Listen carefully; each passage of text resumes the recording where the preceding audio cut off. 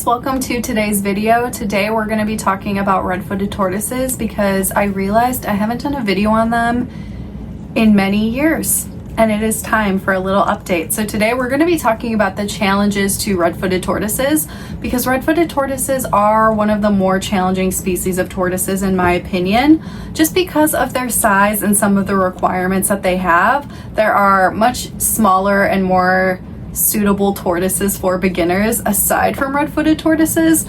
So we're going to bring some awareness today. We're going to talk about some red-footed tortoises and their challenges. The first challenge when it comes to keeping red-footed tortoises is their humidity. They require a higher humidity than a lot of other species because they come from a very tropical place. Humidity is something that can be very tricky when it comes to keeping any type of reptile. But with this reptile in particular, it is very important for their shell growth to have proper humidity. If they don't have the proper humidity, it can also lead to other illnesses like respiratory infections, which you don't want to see. Ways that you can notice if your tortoise is having a little bit of a respiratory infection is if it has a whistle, if you're hearing like a whistle as it's breathing. And other issues that can happen from improper humidity is a lot of the times people will go overly moist because they're trying to keep it constantly humid. And I myself made this mistake when Peaches was a baby, and I was oversaturating the substrate and keeping it wet 24/7 without a dry period because I was really trying to amp the humidity. And this led to growing a fungus on the bottom of Peaches' shell. So you don't want to see that either. So that's why it's really important to try and understand the humidity requirement and know that there should be fluctuations. There should be a dry period as well. And you don't want an overly wet enclosure because it can lead to health issues for your tortoise. Keeping a balance of this can be very tricky because you have to realize that there has to be moisture in the air and there has to be enough ventilation as well for it to be a healthy environment for your tortoise. The second challenge for red-footed tortoises is their size. Red-footed tortoises get to be around 13 inches. Some can be a little smaller, a little larger, and that is a pretty decent sized tortoise. And a tortoise that size requires a lot of space.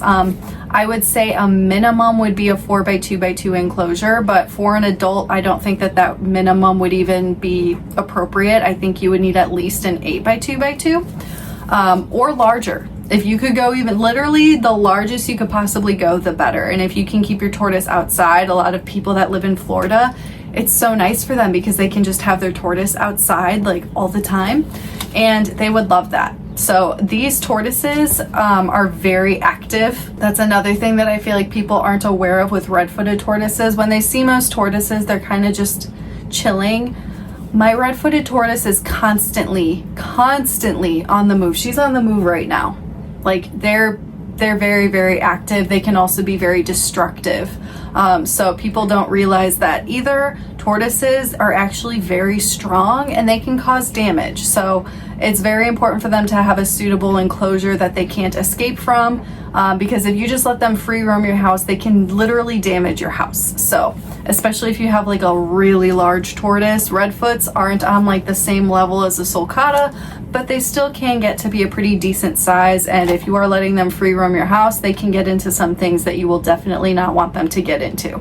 So keeping in mind that size, it's important to recognize that they will need a very large enclosure, and literally the larger you can go will be better for them.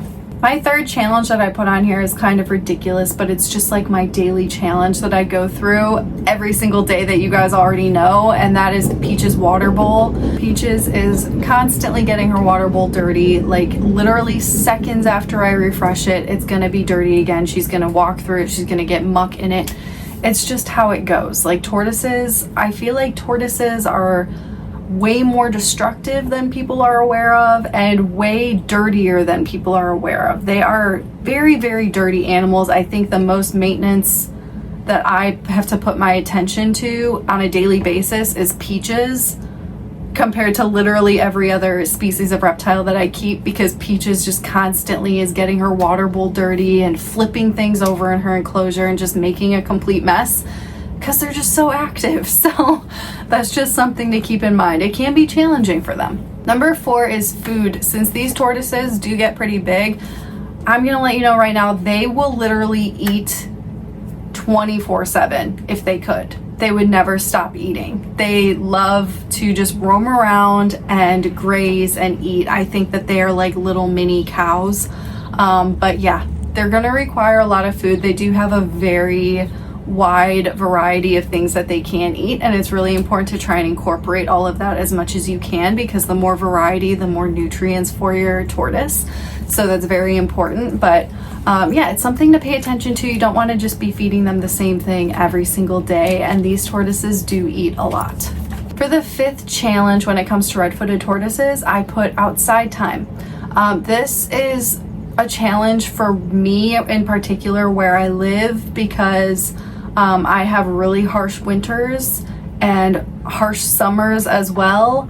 I feel like Peaches would enjoy just being out all summer, but unfortunately I do live in an apartment. My dream is to just literally move. My main mission to move is to upgrade Bowie eventually and to give Peaches a backyard just so she could roam around safely in the summer and graze at her heart's content, because I know that that's what she loves doing, and she's just so active and she deserves all of that space.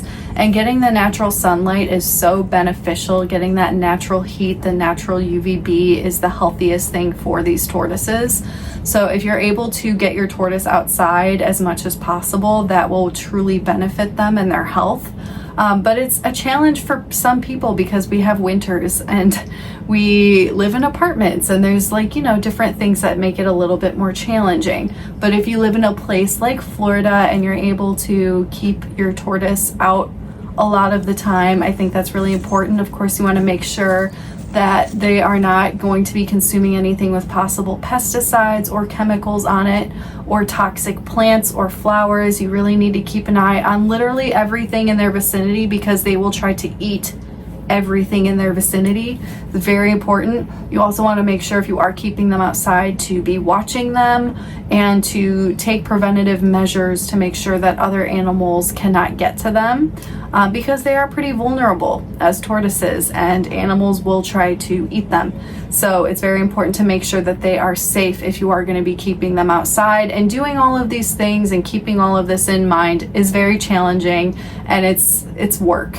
It's maintenance, and it's not something that everyone is willing to do. So with all of this being said, there are many different challenges to keeping red-footed tortoises. They're absolutely not for everyone.